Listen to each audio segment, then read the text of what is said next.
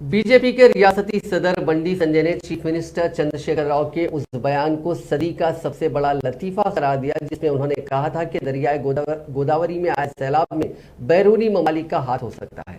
Chief minister के इस remark पर बंडी संजय ने अपने शदीद रद्द-ए-अमल का इजहार किया और कहा कि शदीद बारिश के पीछे बैरूनी ताकतें कार फरमा होने का इल्जाम लगाना इस सदी का सबसे बड़ा मजाक है। उन्होंने कहा कि हुकूमत की नाकामियों को छुपाने के लिए इस तरह के नामुनासिब रिमार्क्स दिए जा रहे हैं। उन्होंने कहा कि गुज़िश्ता एक हफ्ते से रियासत भर में शदीद बारिश का सिलसिला जारी है और सैलाब और बारिश से अवाम परेशान है। अवाम की परेशानी के वक्त उन्हें राहत पहुंचाने के बजाय अब मुतासरा इलाकों का दौरा करते हुए गुमराहकुन बयानात दिए जा रहे हैं। उन्होंने कहा कि चीफ मिनिस्टर केसीआर की बातों पर रियासत के अवाम भरोसा करने के मौक़िफ़ में नहीं है। इसी दौरान पार्टी के सीनियर कायद और साबिक़ वज़ीर ईटला राजेंद्र ने भी चीफ मिनिस्टर के इस बयान की मजम्मत की। उन्होंने कहा कि केसीआर को कुछ हो गया है, इसलिए वो इस तरह के बयान दे रहे हैं। चीफ मिनिस्टर के ओहदे पर फायज होते हुए इस तरह के बेमायनी बयानात अवाम को गुमराह कर सकते हैं। उन्होंने सवाल किया कि बारिश में बैरून मुल्क साजिश किस तरह कार फरमा हो सकती है।